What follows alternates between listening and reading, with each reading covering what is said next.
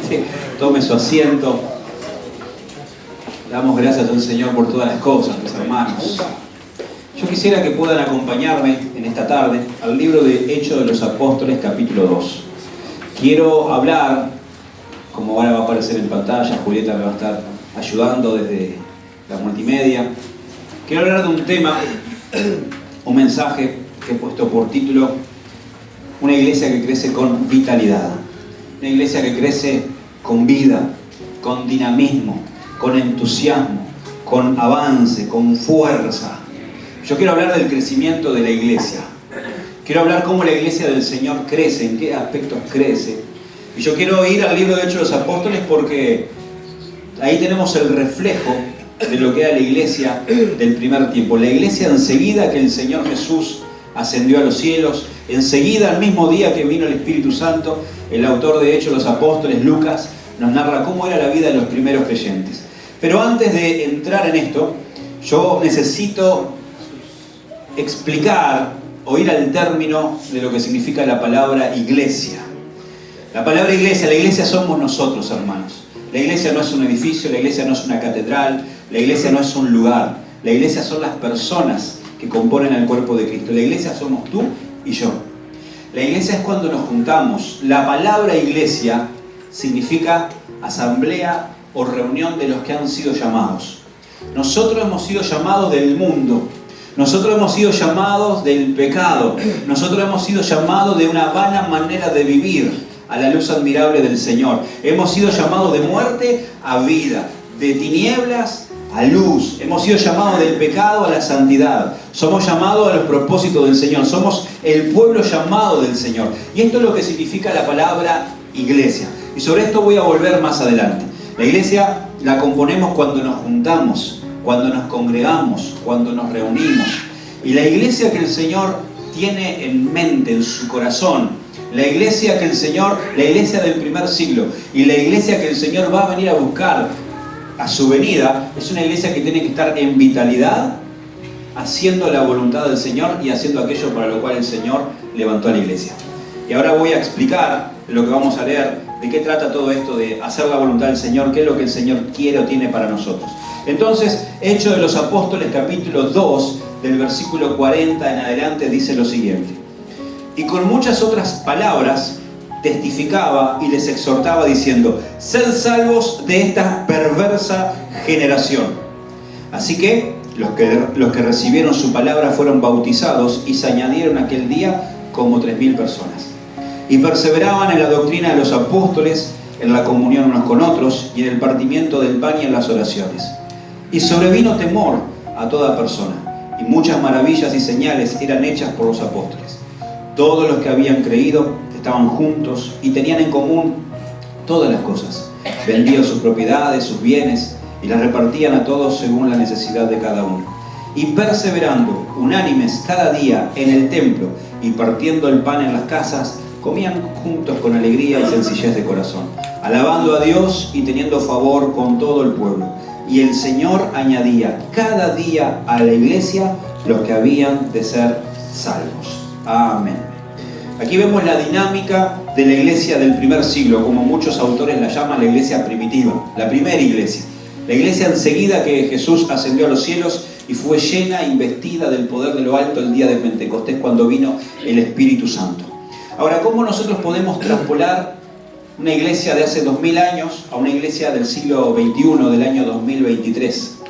Y aquí yo tengo que detenerme y hacer una distinción entre dos términos, y van a aparecer aquí en pantalla.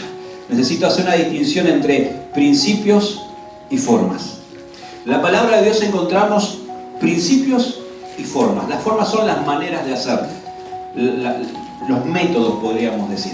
¿Cuál es la diferencia entre uno y otros? En que los principios son eternos e imperecederos.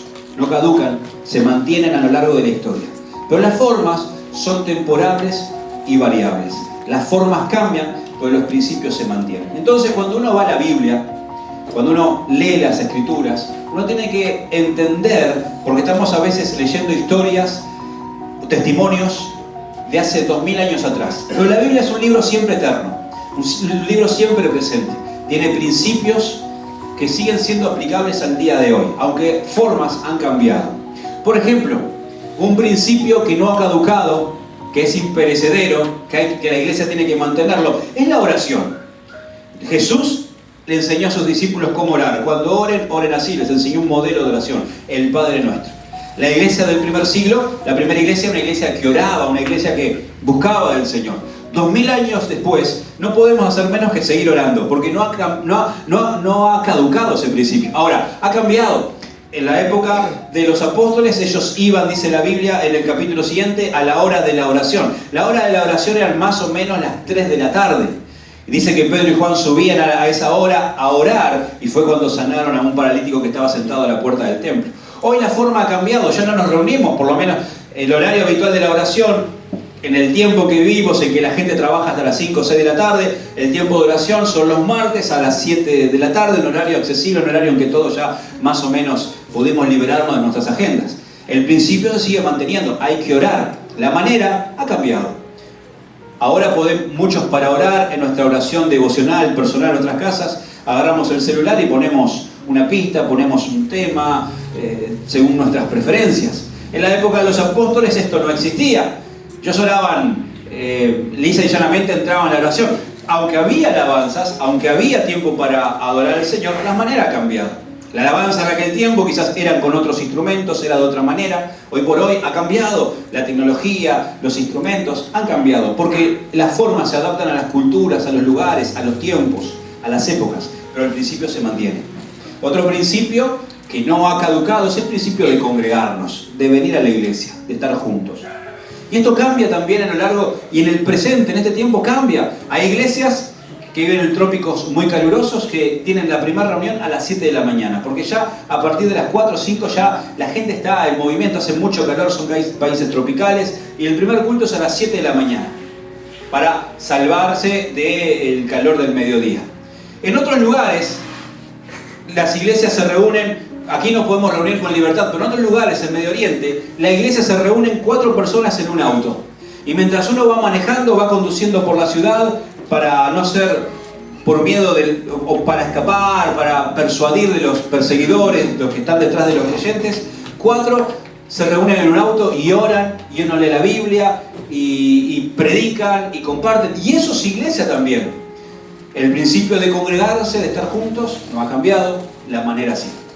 Aquí, por ejemplo, los apóstoles, la iglesia del primer siglo encontró una manera, una forma para que todas las necesidades estén satisfechas. Y digo que es una forma, una manera, porque no la volvemos a encontrar en el resto de las escrituras, en el resto del libro de los Hechos y en las cartas apostólicas. Y es la manera en que ellos eligieron para que nadie pase necesidad, de cada uno de manera voluntaria, nada forzado, vendía sus bienes y lo traía a la congregación y era repartido entre todos para que nadie pasara hambre, para que nadie tuviera sus necesidades insatisfechas. Ahora, esa es la forma que ellos encontraron, esa es la forma que la iglesia de Jerusalén instituyó, pero el principio se sigue manteniendo, el principio de la generosidad, el principio de la dadivosidad, el principio de la ayuda mutua entre los hermanos. Eso sigue y tiene que estar vigente. Cuando traemos alimentos no perecederos, cuando nos enteramos que alguien está pasando una necesidad y de alguna u otra manera empezamos a conseguir ropa, frazadas, electrodomésticos para alguien que quizás ha perdido todo y necesita ayuda, bueno, ese principio no ha caducado, se mantiene.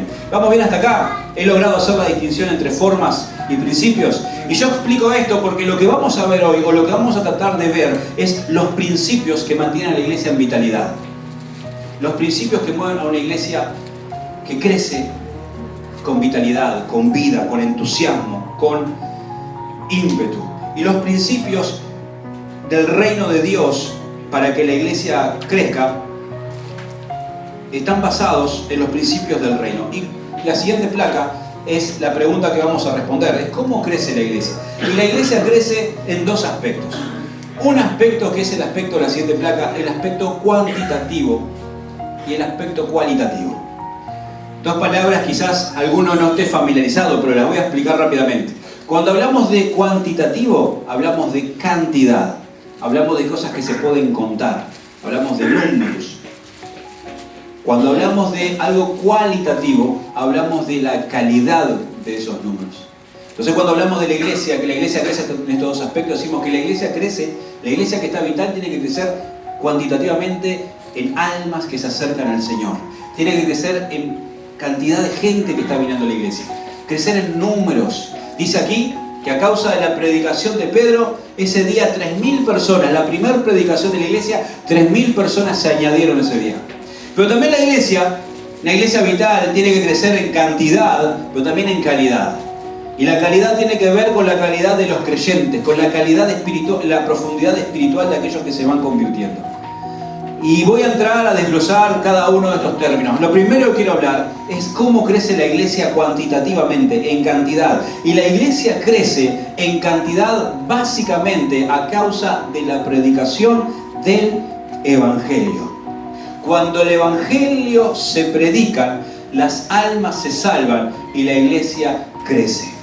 Dice ahí el versículo 40 y 41, versículo 40, y con otras muchas palabras testificaba y les exhortaba diciendo. ¿Quién les exhortaba? ¿Quién decía? Era Pedro, que el día de Pentecostés, después que recibió el bautismo del Espíritu Santo, se puso en pie y, como dije anteriormente, predicó y 3.000 personas se convirtieron. Y miren cuál era el mensaje de la iglesia primitiva, la iglesia del primer siglo, y cuál sigue siendo el mensaje de la iglesia, es ser salvos de esta perversa generación. La iglesia sigue llamada a seguir predicando el mismo mensaje, a llamar a la gente a ser salva del infierno, salva de este tiempo, salva de la condenación. El mensaje no ha cambiado y la iglesia crece cuando la iglesia predica este mensaje, cuando la iglesia está comprometida con predicar el Evangelio.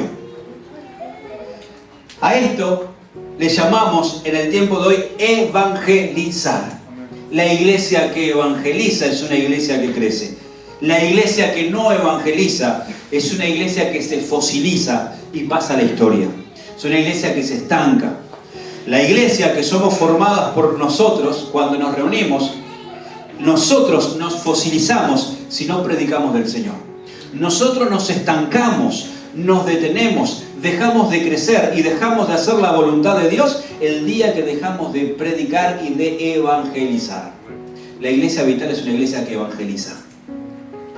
¿Y cómo se evangeliza? La siguiente placa. Hay 4 cosas que quiero mencionar con respecto a la evangelización. Número 1, no hay únicos métodos. Número 2, cada método va a la variedad de contextos. Número 3, quiero hablar del método que sí no funciona. Y número 4, el resultado normal de la evangelización.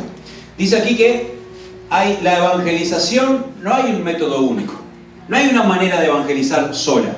Hay gente que lo hace puerta a puerta, hay gente que va a hospitales, a cárceles, hay quienes van por los ómnibus, piden para hablar y comparten, entregan folletos, hay quienes se paran a la puerta de los comercios, hay quienes podemos hacer campañas al aire libre porque tenemos la oportunidad de tener un predio y de que aquí no nos van a venir a prohibir. Pero hay iglesias que están en ciudades, que están aglomerados, que no tienen espacio, que muchas veces no les permite ni siquiera ir a una plaza, porque van, los detienen, los quieren multar, les piden que bajen el sonido. Hay iglesias en lugares del mundo donde no, por entregar un folleto, hay iglesias en España, en Europa, que cuando una persona recibe un folleto de una iglesia, puede ir y denunciar a la iglesia, y la policía, las autoridades se van a la iglesia y pueden multarlas a esa iglesia por hacer evangelismo. Nosotros no tenemos esa prohibición, esa proscripción, por lo menos por ahora. Entonces el evangelismo cambia según el lugar, según el contexto, pero la iglesia siempre tiene que estar evangelizando. Ahora, hay un método de evangelismo que no funciona. Los que vinieron en la mañana, por favor, no lo spoilen o spoilen. Y yo pregunto a la iglesia, ¿cuál es el método de evangelismo que no funciona? Después les doy la oportunidad a lo de la mañana. ¿Cuál es el método de evangelismo que no funciona? Bien, va por ahí. El método de evangelismo, entendiendo que todos se nombran a Jesús, que todos predicamos a Cristo, el método de evangelismo que no funciona es el que no se hace. Cuando la iglesia se queda de brazos cruzados, cuando no hacemos nada. Quizás tú digas, pero yo tengo vergüenza, a mí me cuesta. Bueno, entregar folletos no precisás mucho. Conozco la historia de un pastor que tiene una mega iglesia en Centroamérica y él en sus primeros pasos le daba mucha vergüenza hablar. Y entonces el Señor le dio una estrategia. le daba, cuando iba en el transporte colectivo, en el ómnibus, le escribía una tarjeta y le ponía: Jesús te ama, quiere cambiar tu vida, quiere salvarte. Y antes de bajarse, a la persona que estaba cerca de la puerta se la entregaba y se iba corriendo porque no podía. Y muchas veces dice que quedaba mirando la reacción de las personas, y la gente era tocada por el Espíritu Santo, comenzaban a llorar, se daban cuenta que Dios les amaba. Hermanos, quizás hay alguno que diga: yo soy muy introvertido, me cuesta hablar, pero hay una manera para que compartas con alguien. Hay una manera, tiene que haber un método. El único método que no funciona es el que no se hace. Tú y yo tenemos que tener la sensibilidad suficiente para saber qué es lo que el Espíritu Santo nos pide que hagamos, cómo nos pide que hagamos, y hacerlo. Y como bien dijo el hermano, evangelizar es proclamar a Cristo. No es hablar de una religión, no es hablar de una iglesia en particular, es hablar del reino de Dios, es hablar del Rey que sigue salvando. Entonces, ¿cómo crece la iglesia? Cuando evangeliza. ¿Y cuál es el resultado natural de la evangelización? Dice el versículo 41, la siguiente placa: así que los que recibieron la palabra fueron bautizados y se añadieron aquel día como 3.000 personas.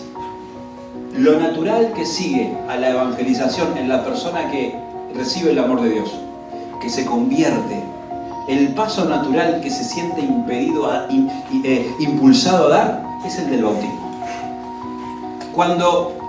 Y noten esto, aquí dice: se bautizaron y se añadieron.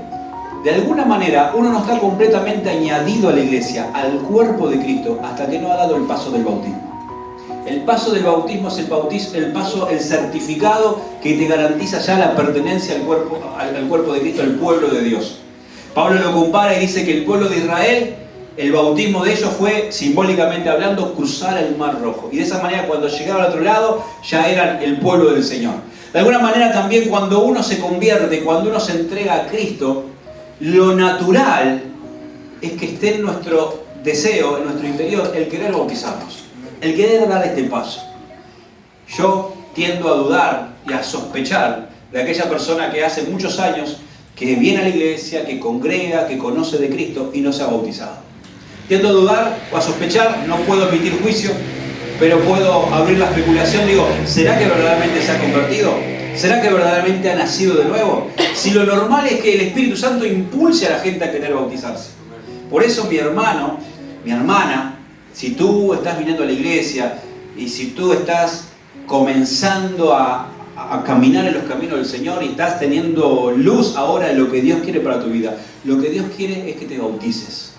Lo que Dios quiere es que des este paso. Lo que Dios quiere es que seas obediente. Y cuando nos bautizamos es que somos añadidos de alguna manera al cuerpo de Cristo. Pablo va a decir en una de sus cartas que todos creemos en un mismo Señor, en un mismo Dios, y hemos sido introducidos al cuerpo de Cristo a través de un mismo bautismo. Entonces, primer aspecto en que la iglesia crece es cuantitativamente, a causa de la predicación del Evangelio. Y ahora yo quiero hablar del crecimiento cualitativo. ¿Qué es el crecimiento en calidad? La siguiente placa. El crecimiento cualitativo habla de la calidad de los que se van convirtiendo al Señor. Nos referimos al crecimiento espiritual, nos referimos a dar frutos, nos referimos a que nuestro interior cambie, nuestro corazón, nuestra manera de hablar, nuestra ética, nuestra moral, ya no es como la del mundo. Ya antes lo que llamábamos bueno, ya lo comenzamos a ver con sospecha porque no era tan bueno. Ya lo que practicábamos antes no nos da tanto agrado, ya queremos tener una vida limpia, una vida pura, y eso es algo interior que va haciendo el Espíritu Santo. Cuando alguien se añade a la iglesia, que es el Señor el que le añade a la iglesia, se comienza a gestar dentro de nosotros un nuevo nacimiento. Y ese nuevo nacimiento trae nuevas cosas a nuestra vida, despierta nuevas cosas, nos incita a cosas nuevas, cosas de Dios. Y ese es el crecimiento cualitativo. La iglesia debe crecer en calidad cuando los miembros, cada uno de nosotros, crecemos en calidad. Crecemos en santidad, crecemos en consagración, crecemos en servicio, crecemos en obediencia. Y cuando la iglesia, cuando cada uno de nosotros crecemos de esa manera, se refleja el crecimiento de la iglesia como cuerpo. Y también, vamos a ver luego, que se refleja en un crecimiento numérico. Dice allí, versículo 42, volvé al anterior por favor, y perseveraban en la doctrina de los apóstoles, en la comunión unos con otros, en el partimiento del pan y en las oraciones. La iglesia crece en calidad cuando los creyentes crecemos individualmente en calidad. Y el crecimiento cualitativo viene de la mano de una cosa, de la perseverancia. Por eso dice el versículo 42, y perseveraban. Perseverar significa mantenerme firme, constante en lo que he comenzado. Perseverar significa permanecer permanentemente y a largo tiempo. Permanecer es mantenerme constante en algo. Y dice que la Biblia habla y abunda en textos que hablan de permanecer. Y sobre todo, hay versículos que hablan de permanecer hasta el fin. Habla de una fe que tiene que permanecer hasta el fin, hasta que Cristo venga. Y el creyente que persevera, que se mantiene a pesar de las tentaciones, de las opresiones, a pesar de las luchas, de las dificultades, es un creyente que va creciendo en madurez y creciendo en calidad. Pensemos en la iglesia como un árbol que da mucho fruto, y el árbol sano da frutos sanos, da frutos buenos. Y el creyente que persevera en el Señor, no que viene solamente a la iglesia cuando hay problemas, no que solamente viene, como pasa y va a pasar esta campaña, gente que viene solamente los días de campaña porque les gusta el evento, les gusta el aire libre, les gusta la actividad y luego no vuelve a aparecer hasta el siguiente año en febrero. El creyente que permanece, que se mantiene, es el creyente que comienza a crecer y comienza a dar buenos frutos. Y es el creyente que Dios comienza a usar, que Dios comienza a bendecir, que Dios comienza a proyectar, que comienza a ser usado poderosamente en sus manos.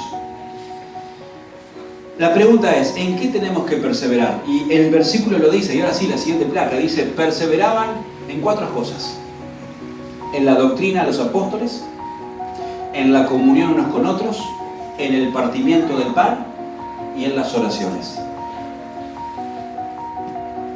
Cuando habla de la doctrina de los apóstoles, la siguiente placa, por favor, habla de la enseñanza de la palabra. En aquel tiempo, ellos no tenían la Biblia como la tenemos nosotros hoy. Ellos tenían solamente el Antiguo Testamento. El Nuevo Testamento se estaba escribiendo. El Nuevo Testamento estaba en producción, por decirlo de alguna manera. Pero los apóstoles, los pastores, los presbíteros, los ancianos de la iglesia enseñaban tomando textos o historias o narrativas del Antiguo Testamento y las aplicaban al Nuevo. Y también apelaban a la mente, contaban lo que habían visto. Pedro contaba cuando Jesús caminó sobre el mar, Pedro contaba cuando sanó a su suegra, Juan narraba algún incidente u otro. La narrativa de la iglesia era una enseñanza oral, una enseñanza verbal. Venido el tiempo, el Espíritu Santo inspiró a estas personas antes de morir a registrar, a escribir, y así es como tenemos hoy el Nuevo Testamento. Y si bien la forma ha cambiado, el principio es el mismo. Porque hoy nosotros perseveramos en la enseñanza de los apóstoles cuando perseveramos en el estudio de la palabra de Dios. Cuando perseveramos en vivir y en obedecer a la palabra de Dios. Un creyente de calidad es un creyente que tiene la palabra de Dios como libro de cabecera en su vida. Es un creyente que lee todos los días las Escrituras. Es un creyente que toma tiempo para estudiar la Biblia. Es un creyente que toma tiempo para escuchar la voz del Espíritu Santo. Jesús le dijo a sus apóstoles, le dijo, el día que ustedes tengan que testificar, no se preocupen, porque el Espíritu Santo, está hablando en casos cuando eran arrestados o cuando eran llevados a la fuerza y no había mucho tiempo para preparar un mensaje o había que dar defensa, y les dice, no se preocupen, porque ahí el Espíritu Santo les recordará todo lo que os he enseñado. Ahora, el Espíritu Santo recuerda lo que hemos aprendido. El Espíritu Santo trabaja sobre un material ya persistente, trabaja sobre la palabra de Dios en nuestros corazones. Cuando yo lleno mi mente, lleno mi día a día con la palabra de Dios, tengo un arma poderosa para vencer y resistir las tentaciones y los dardos de fuego del maligno. Cuando Jesús fue tentado en el desierto, Él venció con una sola expresión. El diablo vino con 3 tentaciones y a las 3 le dijo, escrito está. Cuando vengan las mentiras del diablo, cuando vengan las tentaciones, cuando venga el mundo, cuando quieras volver atrás, tenés que confesar, el escrito está. Soy hijo de Dios, no he sido llamado para retroceder, he sido llamado para avanzar, he sido llamado a luz, a santidad, y vas a vencer las tentaciones con la palabra de Dios en tus labios, porque la palabra de Dios es la espada del Espíritu con la cual nosotros atacamos. Pero ¿cómo vas a citar la palabra si no la leemos? ¿Cómo vamos a usar esta herramienta, esta arma de reglamento que tenemos los creyentes, si no la aprendemos a usar correctamente? Entonces, primero lo que perseveraban los apóstoles era, la iglesia era la doctrina. Doctrina significa enseñanza. Se mantenían constantemente aprendiendo. Tú y yo tenemos un maestro permanente que está con nosotros, el Espíritu Santo. Pero el Espíritu Santo te va a traer luz en la palabra. Cada día hay un pan fresco, hay un pan nuevo para nosotros. Lo segundo en lo que perseveraban era en la comunión. La siguiente placa, por favor. Comunión unos con otros. La palabra comunión es la palabra koinonía. Lo de la vieja escuela, acá en Villa Volante, ¿se acuerdan que usamos mucho la palabra koinonía? La koinonía era en aquel tiempo el nombre que tenían las células, los anexos, lo que hoy llamamos los grupos de conexión, los grupos pequeños. Pero koinonía es una palabra griega que significa justamente esto: unión, compañerismo, participar, estrecha relación. Y esto es una unidad que trae el Espíritu Santo. Entonces la iglesia, el creyente que crece en calidad, es un creyente que está en comunión con otros. Es un creyente que tiene estrechos vínculos con otros creyentes. No es un creyente que viene solamente al culto como un evento de fin de semana, a ver qué es lo que tiene Dios para mí hoy, a escuchar la palabra, a escuchar el mensaje y a esperar el siguiente culto. No. El creyente que crece en vitalidad entiende que los cultos no son un evento.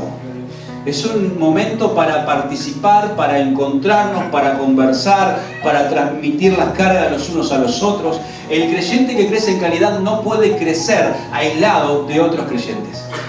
Y en esto tengo que ser lo suficientemente enfático, porque hay un espíritu del posmodernismo de este tiempo en donde empuja a tanta gente a vivir una espiritualidad aislada, una espiritualidad a su manera, un individualismo que está haciendo un cáncer, una gangrena que está matando la fe de muchos.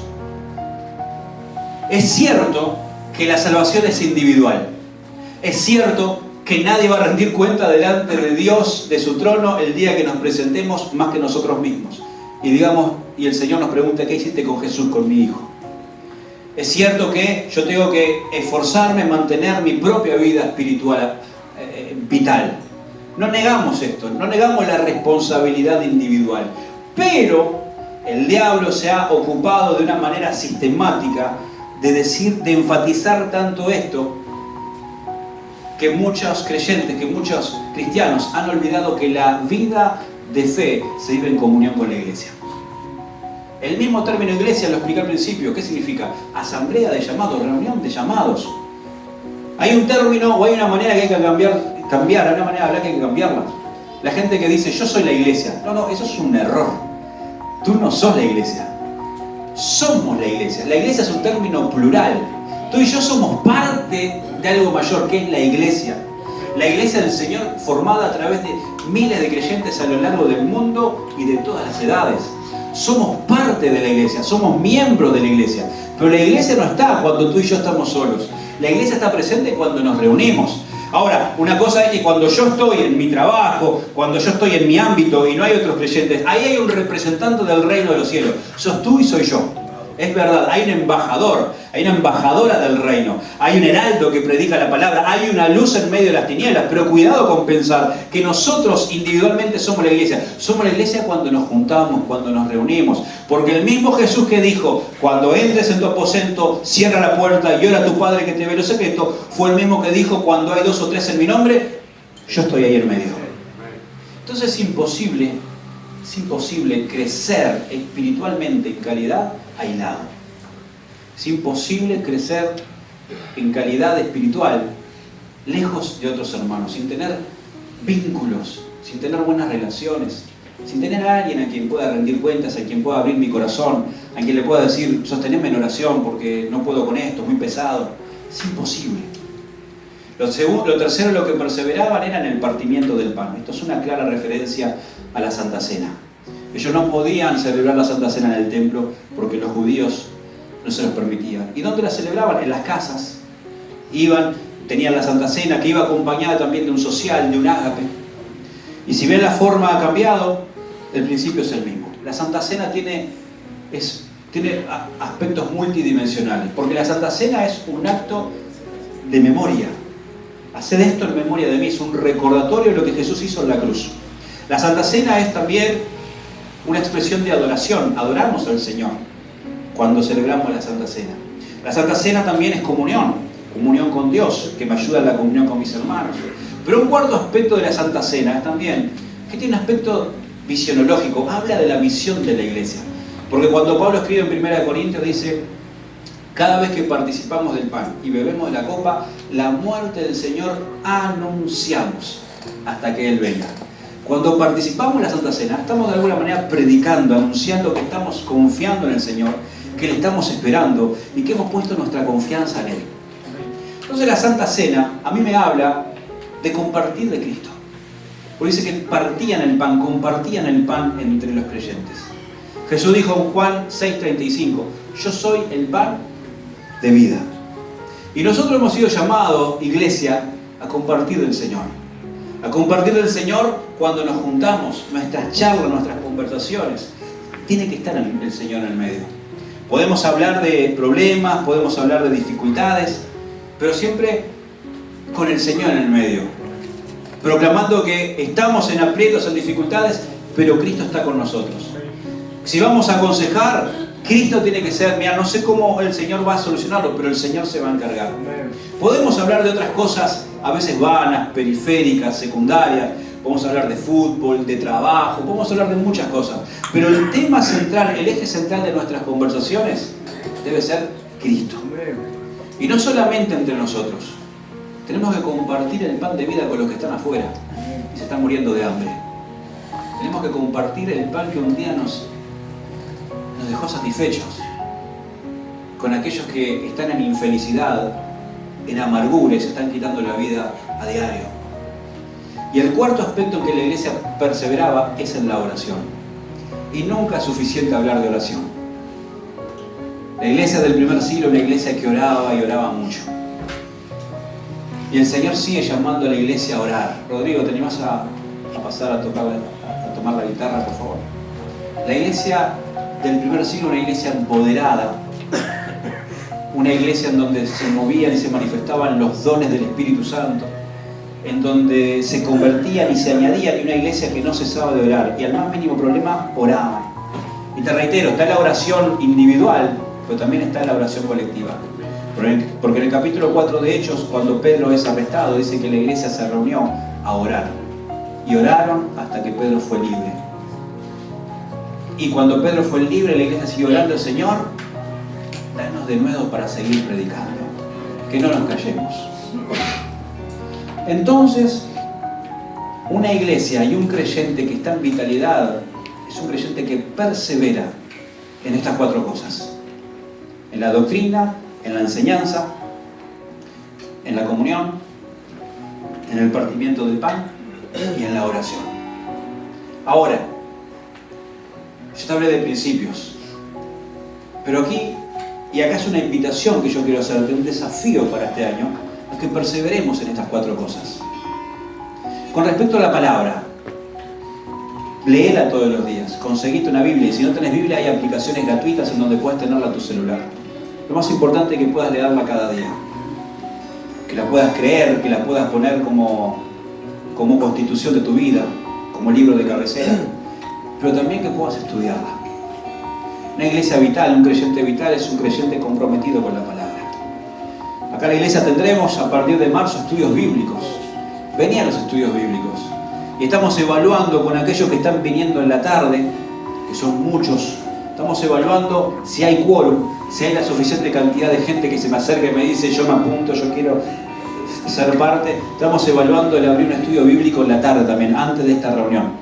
Así el domingo venimos a las 6, estudiamos la palabra de Dios, aprendemos la palabra de Dios y luego nos quedamos para el culto. Pero necesito gente que me diga: pastor, contá conmigo, quiero aprender más de la Biblia, me sumo.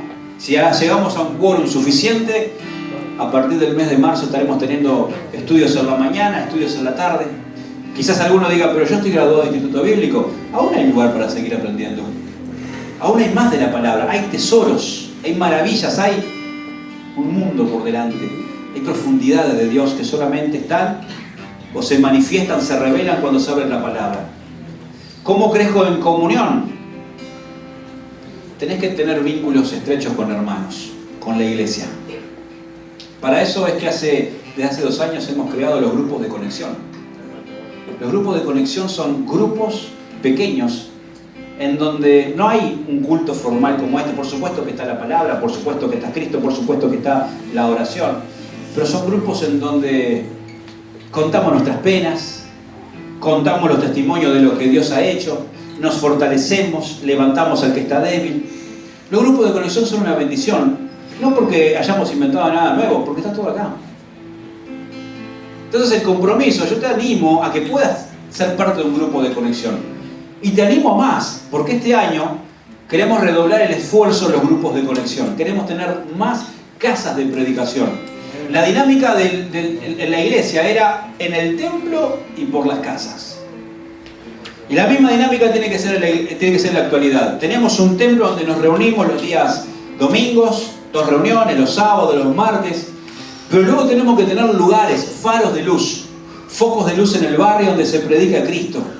Entonces estamos invitando, y siembro esta semilla en tu corazón, que si tú querés tener un grupo de conexión en tu casa, tú querés que tu familia conozca a Cristo, tú querés que vayamos a orar, tú querés decir, yo quiero que más gente conozca al Señor, quiero que vengan. Porque la dinámica de la iglesia es que iba a la iglesia por las casas. Estamos buscando también gente que se anime a esto, que se anime a abrir sus casas, que se anime a tener una reunión en la semana, que vaya un grupo de hermanos. Algo sencillo, algo breve, no más de 45 minutos, 1 hora, pero grupos de conexión, donde se establezcan vínculos. Y si tú sos miembro de la iglesia, ya sos un obrero, tenés tiempo, tenés años, el Señor también ponga esto en tu corazón de querer discipular, de querer apacentar, de querer vincularte con otros creyentes, a dar lo tanto que has recibido. Les garantizo algo, nuestros problemas cobran dimensión cuando nosotros nos enfocamos en los negocios del Padre. Los negocios del Padre son las almas. Cuando yo me preocupo en predicar, en pastorear, en discipular, todos mis problemas, mi mundo, se reduce tanto. Todo lo que parece, me aíslo, me abstraigo de mi mundo, de mi yo, de todo lo que estoy pasando. Digo, Señor, voy a hacer tu voluntad, voy a predicar, voy a pastorear, voy a involucrarme. Déjame decirte que esto es una revitalización para nuestra fe, una revitalización para nuestro espíritu, nuestra alma. ¿Cómo puedo involucrarme en participar en el partimiento del pan, en compartir a Cristo? Bueno, no hay mejor oportunidad que la campaña la próxima semana. Involucrate, sé parte. Venite todas las noches si está a tu alcance, si es posible. Pero sobre todo, como decía Daniel en la lectura, invita a alguien. Debes tener a tu alrededor algún paralítico del cuerpo, algún paralítico del alma. Debes tener en tu entorno a una persona que está paralizada por la depresión, por la angustia, por la enfermedad, por el dolor, por la pérdida. Alguien tenemos en nuestro entorno. Involucrate en el partimiento del pan, en compartir a Cristo, invitándolo a estas noches que vamos a estar teniendo. No por el evento, no por lo que vamos a hacer, porque el mensaje del Evangelio es poder de Dios para transformar las vidas. Y lo que esa persona está necesitando no es un medicamento más, no es un ansiolítico más, es a Cristo. ¿Cómo me involucro en la oración? Y orando, no hay magia. Si te cuesta orar, vení a la oración. Si te cuesta orar, hay ideas, tips, pasos, poné música, léete un texto de la Biblia, orá de acuerdo a lo que leíste, pero orá. Y de esa manera, perseverando en esto, es que nos mantenemos en vitalidad. ¿Y cuál es el resultado de la perseverancia? El resultado es, las 2 últimas placas, por favor. El resultado es que Dios añadía cada día a la iglesia a los que iban siendo salvos. Dice el texto que los que perseveraban también tenían una actitud por la cual perseveraban, una manera de perseverar. Dice el versículo 46, un par de placas más a la anterior. Dice, la actitud de los que perseveraban. Y perseverando, repite por segunda vez el término, y perseverando, unánime, cada día en el templo, partiendo el pan en las casas, comían juntos, con alegría, sencillez de corazón, alabando a Dios y teniendo favor con todo el pueblo. Si en lo primero te mencioné lo que hay que perseverar, ahora te digo con la actitud de la que hay que perseverar. Con unidad. Unidad es unidos en una misma mente y propósito, no es uniformidad. Porque la iglesia de Cristo somos todos distintos, pero unidos por una misma visión, la voluntad del Señor. Pero también la manera de seguir creciendo, la actitud para seguir creciendo es tener un corazón sencillo, sin buscar complicarte tanto la vida, haciendo más fácil todo, haciendo más fácil tus relaciones, tu vínculo, el trato contigo, con alegría, que se vea la alegría, que se vea que Cristo mora en ti, alabando al Señor, agradeciendo, un corazón agradecido es un corazón lleno. Y dice que el resultado era teniendo favor con el pueblo. Cuando tenemos favor con el pueblo, esto es tener buen testimonio. Dios usa el buen testimonio para añadir almas a la iglesia. Porque la gente ve en nosotros que ya no nos desesperamos por los problemas, ve que tenemos fe, ve que tenemos esperanza y nos dicen, yo quiero tener lo mismo que tú tenés. Yo quiero ir al mismo lugar, quiero tener el mismo Dios que tú tenés. Y el resultado es, ahora sí, que Dios añadía. Y el llamado, hermanos, por si no ha sido suficientemente claro y elocuente, es a perseverar, a seguir adelante, a mantenernos en aquello que Dios nos ha llamado a hacer. La iglesia no solo crecía por los esfuerzos evangelizadores, la iglesia crecía porque Dios estaba añadiendo. Hay muchos aquí que han llegado a la iglesia, han llegado a este lugar, algunos invitados por otros, y otros no sé ni cómo, porque pasaron por la puerta y vieron el cartel, o los carteles luminosos de la esquina, o porque nos siguieron en las redes, o porque alguien le dijo de. Pero lo que tú tenés que entender es que Dios te quiere añadir a la iglesia, Dios te quiere añadir para usar tu vida. Tú y yo no estamos aquí por casualidad, estamos aquí porque Dios nos trajo. Estamos aquí porque Dios nos ha dado la oportunidad de ser salvos, de cambiar nuestra vida. El crecimiento era resultado del obrar de Dios y de la vida auténtica de la iglesia del primer siglo. La iglesia vibrante, la iglesia fiel, es la que atrae a otros al Señor. Pero ¿qué se necesita? Perseverancia. Mi hermano, mi hermana, con tristeza digo que he visto muchos casos de testimonio a lo largo de la historia, en el hogar y en la iglesia, de gente que un día estuvo bien, estuvo firme, estuvo sirviendo, estuvo comprometido, pero decidió volver al mundo, volver atrás. Y con el tiempo volvió al Señor, pero volvió con lágrimas, volvió con dolor y volvió con consecuencias a veces irreparables. ¿Y por qué uno vuelve atrás? No hay más explicación que esta, porque han dejado de perseverar. Cuando tú y yo dejamos de practicar estas cosas, hermanos, estamos en serio riesgo de volver atrás, de caer.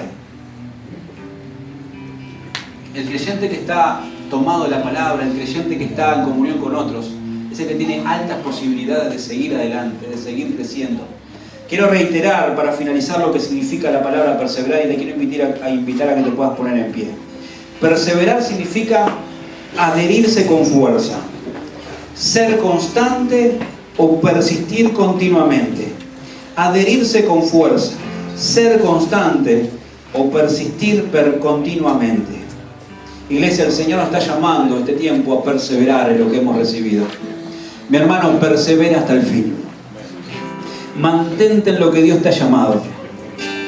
La palabra perseverar me habla de alguien que está en una posición, está en un lugar y no se baja de ahí hasta que venga el relevo dado por una autoridad mayor. Me habla de un soldado, de un centinela que está haciendo guardia en un lugar. Y hasta que no venga el relevo, hasta que no venga el capitán, hasta que no venga el coronel y le diga que puede retirarse, esa persona permanece en posición. no se da por vencido, no deja de hacer lo que tiene que hacer, no deja de trabajar, de velar, de ser constante, persevera hasta el fin. Una persona que persevera es una persona que se mantiene también a pesar de la oposición, a pesar de las aflicciones. Y es una persona que es paciente y no se rinde. Mi hermano, mi hermana, no te rindas. No te rindas. Yo no sé por lo que puede estar pasando. Perseverá. Volvé a enfocarte en lo que te has desenfocado quizás. Y en lo que estás enfocado, redoblar la fuerza, redoblar el entusiasmo. Permitirle al Señor que te dé nuevas fuerzas para seguir adelante. No bajes los brazos, no dejes de servir al Señor, no dejes de predicar a Cristo, no dejes de invitar a alguien, no dejes de hacer la voluntad del Señor, porque el resultado de la perseverancia es uno solo. Y Dios añadía, y Dios añade cuando hay perseverancia. Jesús dijo: buscad primeramente el reino de Dios, su justicia, y todas las demás cosas vendrán añadidas. Añadir es sumar. Añadir es incrementar. Añadir es ir agregando eslabón tras eslabón a la cadena. Dios añade cuando hay perseverancia. Pero cuando hay perseverancia en lo correcto, con la actitud correcta. Tú puedes estar perseverando, manteniéndote en la iglesia, viniendo, congregándote. Tú puedes estar perseverando en el servicio, pero la actitud tiene que estar alineada a esa perseverancia. La actitud de unidad, de sencillez de corazón, de alegría. Esa es la actitud para perseverar. Y el resultado es la añadidura de Dios. Con el Señor solamente se puede ir a una cosa. Y es a ir a más. Porque Dios solamente tiene mayores cosas. Dios solamente tiene cosas nuevas, grandes, que se abren delante de los que perseveran, de los que se mantienen. Hay puertas que se van a abrir, hay oportunidades que se van a abrir para muchos de los que están aquí, pero como resultado de la perseverancia y la fidelidad. Y sobre todo aquel día se van a abrir los cielos y el Señor te va a decir: muy bien, buen siervo y fiel. Buen siervo y fiel. No esperamos otras palabras aquel día más que buen siervo y fiel. En lo poco fuiste fiel, en lo poco fuiste perseverante, en lo poco te mantuviste en santidad, en integridad y en obediencia. Entra en el regocijo de tu Señor, entra en el reino de tu Señor, nos va a decir el Señor. Pero mi hermano, mantenete, perseverá. El Señor le dijo a una iglesia: retén lo que tienes. Yo te digo hoy en el nombre del Señor: retén lo que tienes. Lo que el Señor te ha dado, retenelo, porque ha costado mucho. Le ha costado muchas lágrimas, ha costado mucha oración, le ha costado mucho a tu familia, te ha costado mucho a ti. Retén tu santidad. Retené tu servicio, retené tu integridad. Cuando Job estuvo en medio de la aflicción, su esposa descaradamente le dice: aún retienes tu integridad. La iglesia que persevera, la iglesia que está en vitalidad, es una iglesia formada por creyentes que retienen, que no pierden, que no toman como algo liviano o trivial lo que el Señor nos ha dado. El Señor te ha puesto muchas cosas en tus manos. Ha puesto una familia, ha puesto servicio, ha puesto dones, ha puesto llamamientos. Retén lo que tienes para que nadie tome tu corona. Hay una corona reservada para los que perseveran, para que los que se mantienen hasta el final. Iglesia, el llamado del Señor en esta noche, en este tiempo, para este año 2026, es a perseverar y a retener aquello en lo cual el Señor nos ha llamado. Padre, yo he predicado tu palabra.